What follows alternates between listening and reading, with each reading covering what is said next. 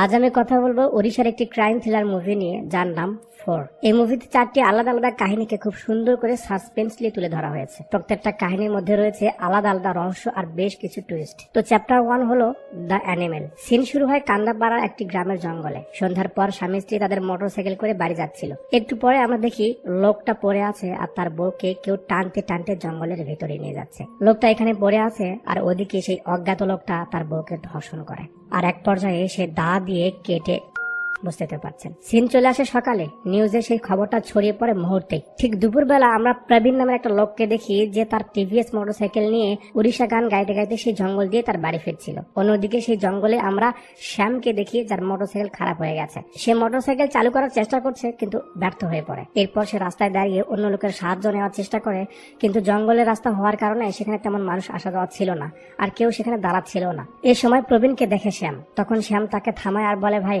আমার গাড়ি খারাপ হয়ে গেছে, আশেপাশে কোনো মেকানিক পাবো কি? প্রবীণ একটু ভারী গলায় বলে, এটা জঙ্গলের এলাকা, এখানে সব হিংস্র প্রাণীরা থাকে, এখানে আপনি মেকানিক পাবেন কোথায়? জঙ্গলের বাইরে যেতে হবে। শ্যাম বলে, আপনি আমাকে সে পর্যন্ত একটু নিয়ে যাবেন প্লিজ। প্রবীণ তাকে গাড়িতে উঠিয়ে নেয়। যাওয়ার সময় প্রবীণ উড়িষ্যার গান গায় এবং শ্যামকে অদ্ভুত অদ্ভুত সব প্রশ্ন জিজ্ঞেস করে। প্রবীণ বলে, কেউ এই জঙ্গলের রাস্তা দিয়ে আসে না, কারণ এখানে মাঝে মাঝে খুন খারাপ হয়। তুমি এসেছো কেন? তুমি কালকের খবরটা দেখোনি? এই জঙ্গলে স্বামী স্ত্রীকে হত্যা করা হয়েছে, সেটা আবার কত হিংস্র ভাবে। আচ্ছা তুমি জানো কারা এসব করে?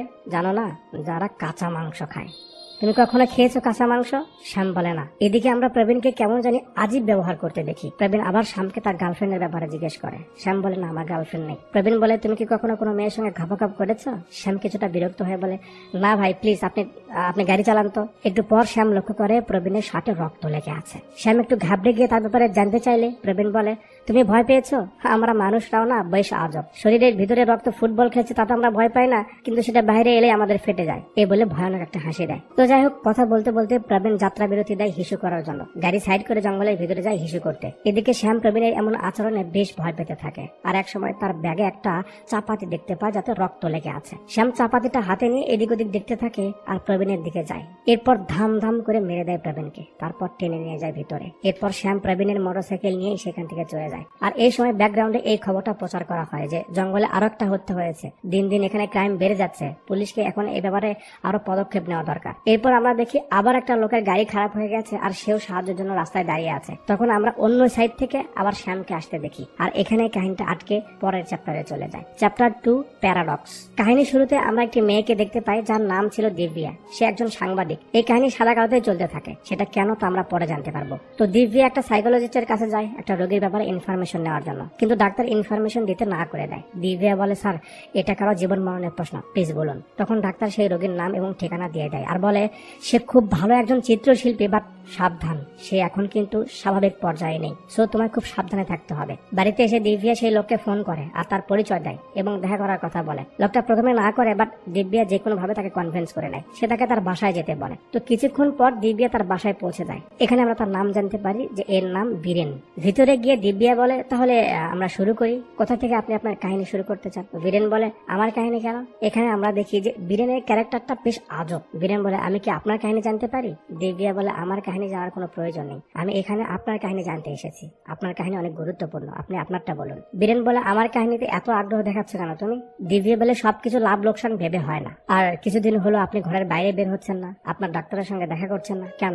বীরেন বলে, কারণ আমার কথা কেউ বিশ্বাস করে না, ওই ডাক্তারের কাছে আমার কোনো চিকিৎসা নেই। দিব্যা বলে, কি কালার ব্লাইন্ডনেস? বীরেন বলে, না, আমার সমস্যা অন্য একটি, আর তুমি সেটার অংশ হতে চলেছ। দিব্যা কিছুই বোঝে না তার কথা। বীরেন বলে, 23শে জুন 1812 একটা ইয়াং ফ্রান্স আর্টিস্ট, নাম ছিল লুক মাসপেরো, সে ফ্রান্সের একটা হোটেলের ছাদ থেকে পড়ে গিয়ে আত্মহত্যা করে। সে মোনালিসার রহস্যময় সৌন্দর্যের এতটা পাগল ছিল, মরার আগে একটা নোট ছেড়ে গিয়েছিল যেখানে সে মোনালিসার প্রতি তার ভালোবাসা প্রকাশ করেছিল। তুমি ভাবতে পারছো জাস্ট একটা ছবি কাউকে এতটা পাগল করতে পারে? আমিও ঠিক এমন কিছু করতে চেয়েছিলাম, একটু ভিন্ন, একটু আলাদা, যেটা মানুষ কখনো দেখেনি, ফিল করেনি। সেটার উপরে আমি দিন রাত এক করে কাজ করছিলাম। তারপর যখন কাজ শেষ হলো, একটা গাধা যার কোনো নলেজ নেই পেন্টিং এর ব্যাপারে, সে এসে বলে, সিন চলে আসে পেছনে। আমরা প্রকাশ নামের একটা একটা লোককে দেখি যে সেই ছবিটা দেখে একদমই পছন্দ করে না, আর ওপর থেকে অনেক বাজে কথা শোনায় বীরেনকে। এরপর সে বলে, আচ্ছা ঠিক আছে, আমি তোমার ছবিটাকে কোনো এক্সিবিশনে উঠাবো, বাট তার আগে আমার একটা কাজ করে দিতে হবে তোমাকে। কি দেবে? এ বলে প্রকাশ তার বইয়ের একটা ছবি দেখিয়ে বলে, কাল ওর জন্মদিন, তো তুমি যদি সুন্দর করে ওর একটা ছবি আঁকিয়ে আমায় দাও তাহলে আমি ভেবে দেখবো তোমার ব্যাপারে। তো পরের দিন আমরা দেখি প্রকাশের কাছে একটা কোরিয়ার এসেছে। প্রকাশ ওপেন করে দেখে তার বইয়ের ছবি, বাট তাতে ব্লাড লাগানো। সিন বর্তমানে আসে। দিব্যা বলে, তারপর কি হলো? বীরেন বলে, তার পরের দিন প্রকাশের ওয়াইফ ছাদ থেকে লাফ দেয়, আর প্রকাশ ভাবে এটা আমার জন্য হয়েছে।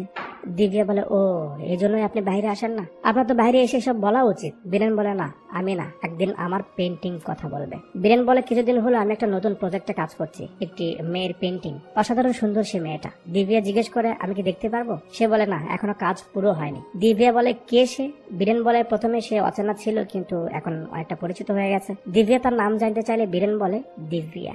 দিব্যা একটু কনফিউশনের লুক দেয়। বীরেন কথা কাটিয়ে বলে, তুমি চা নেবে না কফি? দিব্যা কফি চায়। বীরেন চলে যায় কফি বানানোর জন্য কিচেনে। তো বসে থেকে দিব্যার বেশ বোর লাগছিল, এই জন্য দিব্যা হাঁটতে হাঁটতে বীরেনের কাজ করার রুমে চলে যায়। এদিক ওদিক দেখতে দেখতে দিব্যা খেয়াল করে বীরেন একটি পেন্টিং কাপড় দিয়ে ঢেকে রেখেছে। দিব্যার কৌতূহল হয়, তাই সে পেন্টিং এর উপর থেকে কাপড়টা সরিয়ে ফেলে, আর সেটা দেখে চমকে ওঠে, কারণ পেন্টিংটা অন্য কারো নয়, বরং দিব্যারই ছিল, আর সেটাও ভয়ানক এক অবস্থায়। তখন ওই দিব্যার পেছনে বীরেন আসে, আর এখানেই সিন অফ হয়ে যায়। পরের সিনে আমরা দিব্যাকে মৃত্যু অবস্থায় দেখতে পাই, সেইভাবে যেভাবে আমরা পেন্টিং এ একটু আগে দেখলাম। এরপর বীরেন লাল মাস্ক পরে দিব্যার পাশে এসে বসে এবং ব্রাশ দিয়ে দিব্যার গলা থেকে রক্ত নিয়ে সেই পেন্টিং এ লাগায়। এইসব সিনে আমরা সবকিছু সাদা কালো দেখতে পাই, শুধু লাল কালার ছাড়া। বাস এখানে কাহিনী থেমে পরের চ্যাপ্টারে চলে যায়। Chapter 3, shadow. সিন শুরু হয় মায়া নামের একটি মেয়েকে দেখিয়ে, যে ডাক্তারের কাছে এসেছে। মায়া ডাক্তারকে বলছে আজকাল তার শরীরে অনেক ব্যথা হচ্ছে, রাতে ঠিক মতো ঘুম হচ্ছে না, ভয় পায়। তখন ডাক্তার বলে যে এই বয়সে এমনটা হওয়া স্বাভাবিক, অতিরিক্ত পড়াশোনা, অতিরিক্ত কাজ, অতিরিক্ত চিন্তা, তোমার চোখ দেখেই বোঝা যাচ্ছে তুমি অনেকদিন ঠিক মতো ঘুমাও না। তো এখানে আপনাদের বলে রাখি, এখনো কিন্তু ডাক্তারকে আমাদের দেখানো হয়নি। তো মায়া বলে, মধ্যরাতে আমি অদ্ভুত কিছু স্বপ্ন দেখি, আমি তার চেহারা দেখতে পাই না, কিন্তু সে স্বপ্নে এসে আমাকে ভয় দেখায়, আর কখনো কখনো আমার এমন মনে হয় যে ওইসব লোক আমাকে ফলো করছে, আমাকে দেখছে। ডাক্তার বলে, তোমার অবস্থা খুব খারাপ, তবে চিন্তা করো না, আমি কিছু ওষুধ লিখে দিচ্ছি, তুমি সেগুলো নাও। ঘরে এসে মায়া ওষুধ খেয়ে গোসল করে কাপড় পাল্টাতে যাবে, এই সময় তার ল্যান্ড ফোনে একটি ফোন আসে। যখন মায়া কল ধরে তখন ওপাশ থেকে একটা লোক বলে, কল ধরতে এত সময় লাগে কেন? মায়া জিজ্ঞেস করে, কে আপনি? সে বলে, আমাকে চেনো না? তুমি একা থেকে বোর হয়ে গেছো, আমি কি আসবো তোমায় বিনোদন দিতে? এসব শুনে মায়া সেই লোককে গালি দিয়ে ফোন রেখে দেয়। একটু পর আবার ফোন বেজে ওঠে। মায়া কল ধরে তাকে গালাগালি শুরু করে দেয়, কিন্তু এবার সেই লোকটা নয়, বরং তার মা কল করেছে। মা বলে, কি হয়েছে তোর, কি বলছিস এসব? শোন, আমি হসপিটালে এসেছি, তো বাসায় গিয়ে তোর সঙ্গে কথা বলবো, ঠিক আছে? মায়া কাপড় গায়ে দিতেই আবার ফোনটা বেজে ওঠে। মায়া ফোন ধরে দেখে ওই লোকটা। ওপার থেকে সেই ব্যক্তি মায়াকে বলে, পরের বার যখন কাপড় বদলাবে ঘরের জানালা দরজা বন্ধ করে দিও। এটা শোনার পর মায়া ফোন সাইডে রেখে তাড়াতাড়ি জানালা দরজা বন্ধ করে দেয় এবং আবার ফোন কানে ধরে। লম্বা সময় তাদের মধ্যে কথা হয়, তো আমি তাদের দুজনের কথা সংক্ষেপে আপনাদের বলছি, ঠিক আছে? তো মায়ের একটি বোন ছিল যার নাম অনন্যা। অনন্যা প্রেম করে বিয়ে করেছে, তার হাজবেন্ডের নাম অমিত, কিন্তু লুকিয়ে মায়া অমিতকে ভালোবেসে ফেলে, পছন্দ করে ফেলে। একদিন মায়া অনন্যাকে ধাক্কা দিয়ে নিচে ফেলে মেরে ফেলে দেয়, আর এই কারণে মায়ের বাবারও হার্ট স্ট্রোক করে। সেই সময় চাইলে মায়া তার বাবাকে বাঁচাতে পারতো, কিন্তু সেই সময় সে তার বাবার ঠিক মতো যত্ন করেনি। এই জন্য ফোনে সেই ব্যক্তি মায়াকে দোষারোপ করে যে সে তার বাবা ও অনন্যাকে মেরেছে। মায়া ভাবনায় পড়ে যায় যে কে এই ব্যক্তি, সে কি করে জানলো এসব, কে? ওপার থেকে লোকটা বলে, সবাইকে তো মেরে ফেলেছ, এখন তো শুধু তোমার মা বাকি আছে, আমি কি তোমার মাকে সবকিছু বলে দেবো? মায়া কাঁদতে কাঁদতে তার কাছে অনুরোধ করে, প্লিজ আমার মাকে কিছু বলেন না। সে বলে, তুমি যদি এটাই চাও তাহলে আমি যা বলবো তাই তোমাকে করতে হবে। মায়া বলে, ওকে। ওপার থেকে সেই লোকটা বলে, তুমি নিজেই নিজেকে মেরে ফেলো, আমি তোমার মাকে কিচ্ছু বলবো না। মায়ের কাছে আর কোনো রাস্তা ছিল না, সে রান্নাঘরে গিয়ে চাকু নিয়ে, বুঝতেই তো পারছেন। পরের দিন পুলিশ মায়ের ঘরে আসে। ঘরে তল্লাশি নিয়ে পুলিশ অফিসার বুঝতে পারে মায়ের ঘরের ল্যান্ড ফোন অনেকদিন আগে থেকে নষ্ট হয়ে পড়ে আছে, ফোনে কোনো কানেকশন ছিল না। এর সাথে মায়ের কিছু মেডিকেল রিপোর্ট পায় পুলিশ মায়ের ডাক্তারের কাছে যায় মায়ের সম্পর্কে জানতে। ডাক্তার অফিসারকে বলে, মায়ের ডিআইডি হয়েছে, মানে মায়ের ভিতরে একসাথে অনেকগুলো চরিত্র ছিল। মায়ের ভিতরে এক ধরনের হিংসা কাজ করতো, সে মনে করতো অনন্যা তার থেকেও বেশি সুন্দর, আর তার ভিতরে তার মাকে নিয়ে একাই ডিসকাস করতো, যদিও তার মায়ের মৃত্যু 1 বছর আগেই হয়ে গেছে। তো মায়ের মৃত্যুর পেছনে হয়তোবা এটাই কারণ হতে পারে। এরপর আরো কিছু বিষয় নিয়ে সেই অফিসার কথা বলে। তো এখানে বের হয় টুইস্ট। এরপর যখনই ক্যামেরা জুম আউট হয় আমরা দেখি ওই অফিসারের সামনে কোনো ডাক্তারই নেই, লাউ ঠেলা। বাকিটা আপনাদের পরে বলছি। Chapter 4, the stranger. সিন শুরু হয় স্টেশনে। আমরা মনোজ নামের একটা ভদ্রলোককে দেখি যে ট্রেনে উঠছে। পরে সিনে আমাদের আরো একটা লোককে দেখানো হয় যার নাম আরে কাশি, কাশি, ওনার নাম কাশি।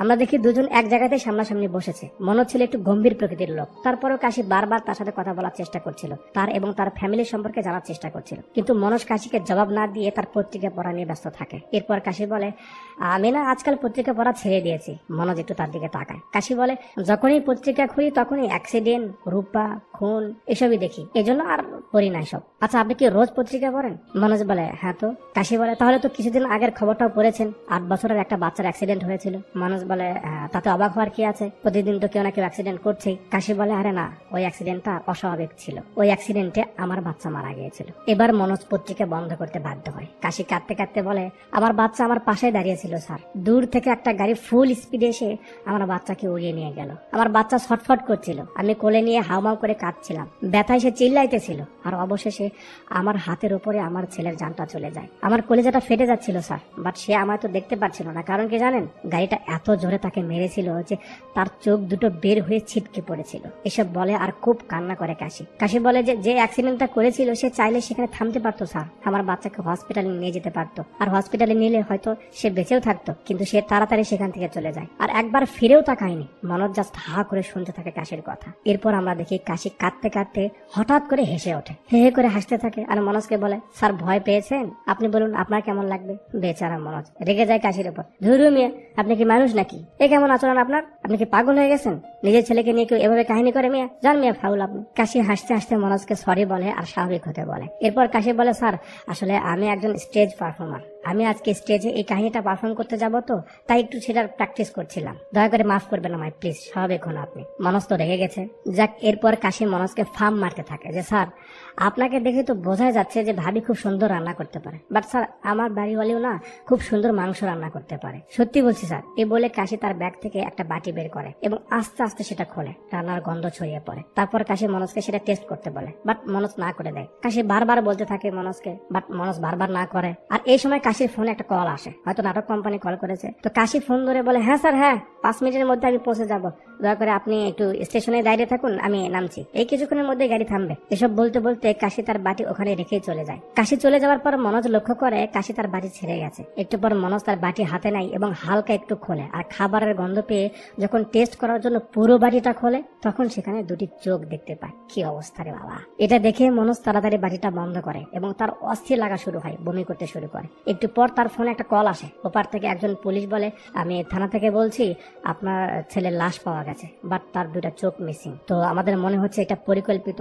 মনোজ ফোন কেটে দিয়ে হাউমাউ করে কাঁদতে শুরু করে। সিন কাট হয়। এবার আমি আপনাদের এই 4টা কাহিনীর মূল কিলারদের ব্যাপারে বলি। প্রথম কাহিনীতে শ্যামই হলো সেই সিরিয়াল কিলার। কাহিনীতে শ্যামকে কখনো চোখে পড়ে না, কিন্তু ওই সিরিয়াল কিলার কোনো না কোনো বাহানা বানিয়ে সে লোকদেরকে মারতে থাকে ওই জঙ্গলে নিয়ে গিয়ে। দ্বিতীয় কাহিনীর মূল কালপ্রিট হলো বীরেন। বীরেনের আসলে কালার ব্লাইন্ডনেস রোগ আছে, মানে সে শুধু একটি কালার দেখতে পায়, লাল। এই জন্য সেখানকার পুরো সিন ব্ল্যাক এন্ড হোয়াইটে ছিল। সে তার পেন্টিংকে সুন্দর করতে মানুষকে মেরে ফেলে, প্রকাশের স্ত্রী এবং শেষে দিব্যাকেও সে এই জন্যই মেরেছিল। তৃতীয় কাহিনীতে পুলিশ অফিসারের ডিআইডি হয়েছে, মানে নতুন নতুন কাহিনী তার মস্তিষ্কে আসে আর সেই কাহিনীকে সে ফলো করে। আর চতুর্থ কাহিনীতে মনোজে সেই লোক ছিল যে কাশির বাচ্চাকে মেরে ফেলেছিল অ্যাক্সিডেন্ট করে, তার মানে কাশি সত্যি বলছিল। কাশি তাকে ফলো করে, তার বাচ্চাকে মেরে ফেলে ইনডাইরেক্টলি মনোজকে মনে করিয়ে দেয় যে সে কি করেছে। এরপর আমরা দেখি সেই ট্রেনে এক এক করে সব খুনিরা জমা হচ্ছে আর সবাই একই জায়গায় বসছে। একটু পর ট্রেন ছেড়ে দেয় আর ডাইরেক্টর সাহেব আমাদের বলে এটা প্রথম অংশ, এরপর তাদের সঙ্গে কি হয় সেটা পরের পর্বে জানাবে। আর মুভিটা এখানে শেষ হয়ে যায়। এতক্ষণ পর্যন্ত সঙ্গে থাকার জন্য আপনাকে অসংখ্য ধন্যবাদ।